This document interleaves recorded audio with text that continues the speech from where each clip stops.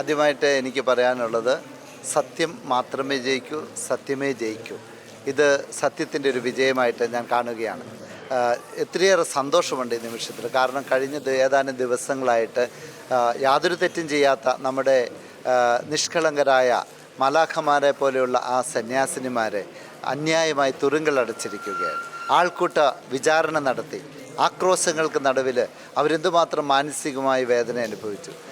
വളരെ ഹീനമായ സാഹചര്യങ്ങൾ ജയിലറയിൽ കഴിയേണ്ടി വന്നു. അതിനൊക്കെ ഒരു മാറ്റം വരിക എന്ന് പറയുന്നത് നമുക്ക് സന്തോഷകരമാണ്. ഈ സിസ്റ്റർമാർക്ക് ജാമ്യം ലഭിച്ചതിൽ നമുക്ക് സന്തോഷമുണ്ട്. അതിനായി സഹകരിച്ച എല്ലാവരെയും സന്തോഷത്തോടെ നമ്മൾ ഓർക്കുകയും ചെയ്യുകയാണ്. വിവിധ രാഷ്ട്രീയ പാർട്ടികളിൽപ്പെട്ട ഗവൺമെൻറ്റിൻ്റെ സൈഡിലുള്ള ആളുകളെയൊക്കെ നന്ദിയോടെ ഓർക്കുന്നു. എല്ലാറ്റിനും ഉപരിയായി ഈ അനീതിക്കെതിരെ പ്രതികരിക്കുവാൻ വേണ്ടി നിരത്തിലിറങ്ങിയ സുമനസ്സുകളായ എല്ലാവരെയും നന്ദിയോടെ ഓർക്കുകയാണ്. പ്രത്യേകിച്ച് മീഡിയയുടെ വലിയൊരു റോൾ ഇവിടെയുണ്ട്. ഈ അനീതിക്കെതിരെ അതിശക്തമായ നിലപാടാണ് എല്ലാ മീഡിയകളും എടുത്തത്. ആ മീഡിയ പ്രവർത്തകരെയും ഞാൻ നന്ദിയോടെ ഓർക്കുകയാണ്. അതുപോലെ വിവിധ രാഷ്ട്രീയ പാർട്ടികളിൽപ്പെട്ട വിവിധ ജനപ്രതിനിധികൾ ഒക്കെ ഛത്തീസ്ഗഡിൽ വരികയും ഈ സ്ഥലത്ത് പോയി അവർക്ക് പിന്തുണ അറിയിക്കുകയും ഒക്കെ ചെയ്തു. അതൊക്കെ നന്ദിയോടെ ഓർക്കുന്നു.